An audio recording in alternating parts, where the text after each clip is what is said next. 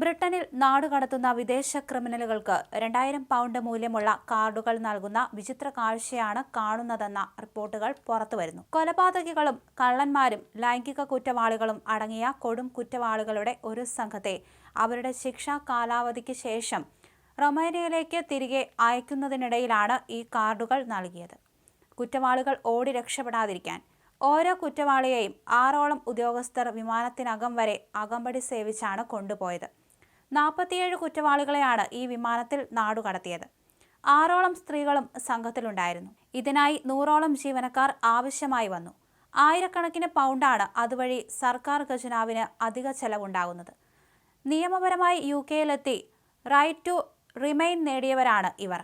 എന്നാൽ ഗുരുതരമായ കുറ്റകൃത്യങ്ങളിൽ ഏർപ്പെട്ടത് വഴി അവർക്ക് അവരുടെ ബ്രിട്ടനിൽ താമസിക്കാനുള്ള അനുമതി റദ്ദാക്കപ്പെടുകയായിരുന്നു. സർക്കാർ പുതിയതായി രൂപീകരിച്ച ഫെസിലിറ്റേറ്റഡ് റിട്ടേൺ സ്കീം അനുസരിച്ചാണ് ഇപ്പോൾ 2000 പൗണ്ട് വീതം ഇവർക്ക് നൽകിയിരിക്കുന്നത്. റൊമാനിയയിൽ എത്തിയാൽ അവർക്ക് ഈ കാർഡ് ഉപയോഗിച്ച് പണം പിൻവലിക്കാൻ കഴിയും.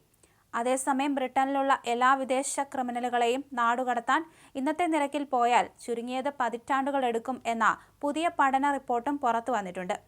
ഘട്ടം ഘട്ടമായിട്ടാണ് ശിക്ഷിക്കപ്പെട്ട കുറ്റവാളികളെ ബ്രിട്ടനിൽ നിന്നും നാടുകടത്താൻ ഇപ്പോൾ ശ്രമിക്കുന്നത്. എന്നാൽ ചില പ്രത്യേക രാജ്യങ്ങളിൽ നിന്നുള്ളവരെ നാടുകടത്തുന്നില്ല എന്നത് അനുവദനീയമല്ലെന്ന് shadow home secretary Chris Philp പ്രസ്താവിച്ചു.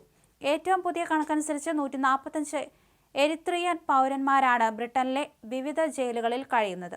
എന്നാൽ ജൂണിൽ അവസാനിച്ച 12 മാസ കാലയളവിൽ അവരിൽ 2 പേരെ മാത്രമാണ് നാടുകടത്താൻ സാധിച്ചത്. അതായത് ഈ നിരക്കിൽ നാടുകടത്തൽ തുടർന്നാൽ ഈ പൗരന്മാരെ മുഴുവൻ നാടുകടത്താൻ 73 വർഷങ്ങൾ എടുക്കുമെന്ന് ചുരുക്കം.